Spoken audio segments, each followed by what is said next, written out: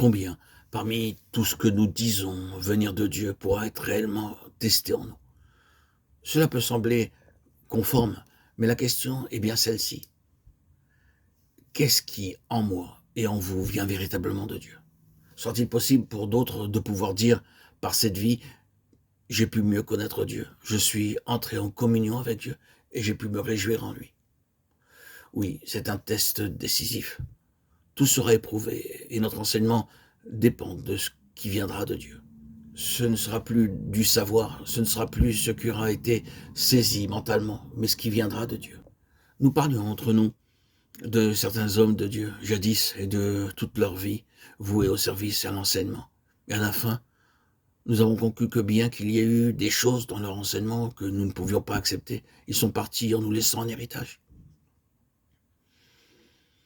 Ils ont légué un dépôt venant de Dieu. Il y a quelque chose du Seigneur qui nous est parvenu par eux. Et c'est cette chose qui, pour nous, a caractérisé leur vie. Ce n'est pas qu'ils étaient de grands docteurs, ni qu'ils étaient de grands organisateurs dans l'œuvre chrétienne, ni qu'ils étaient de grands missionnaires, mais le fait qu'ils nous avaient transmis le dépôt de Dieu. Dieu s'est manifesté par eux au point d'enrichir et d'élargir nos vies. Tout sera testé, oui, tout sera testé. Du moins, c'est un test redoutable, et je me demande si je pourrais l'affronter. Mais il en sera ainsi. Après tout, ce qui aura été dit, après tout l'enseignement, est-ce qu'un héritage du Seigneur lui-même sera laissé? L'enseignement de la vérité de l'Église, l'enseignement de la maison de Dieu, tout cela est très bien en lui-même. Mais prenons garde que dans aucune de ces choses, l'accent ne soit mis sur la vérité de la chose, la vérité de la maison de Dieu, la vérité de ceci ou de cela. Méfions-nous de l'emphase. Nous devons considérer ceci.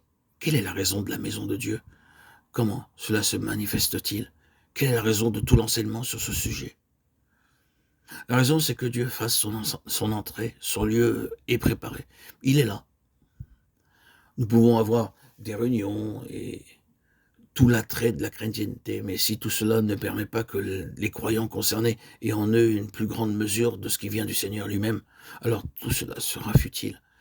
Oui, malgré toutes nos précieuses techniques doctrinales et tout le reste, si le Seigneur n'est pas trouvé là, c'est insensé, c'est sans valeur. Tout doit avoir un rapport avec cette question. Dieu a la place, Dieu est ici, sans aucune restriction. C'est cela, l'élément incorruptible. C'est ce que l'apôtre déclare dans le passage « N'est donc point honte du témoignage de notre Seigneur ». Qu'est-ce que le témoignage de notre Seigneur? Il a annulé la mort et a mis en évidence la vie de l'incorruptibilité par l'Évangile. Le témoignage de notre Seigneur, c'est sa vie incorruptible. Le témoignage de sa vie, le témoignage de sa mort et de sa résurrection. Le témoignage de notre Seigneur se trouve dans ce mot, incorruption.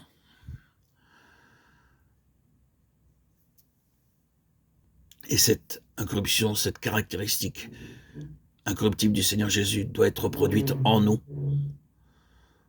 Nos congrès, nos assemblées cesseront, nos réunions aussi.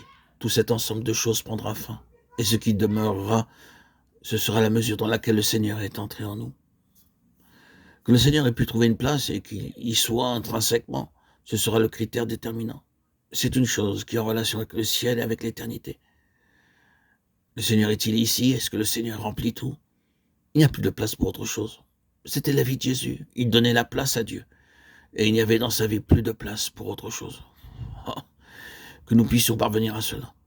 C'est ce qui procède du Seigneur qui déterminera la mesure de ce qui sera permanent, éternel, et de la valeur intrinsèque de nos vies, comme de tout le reste.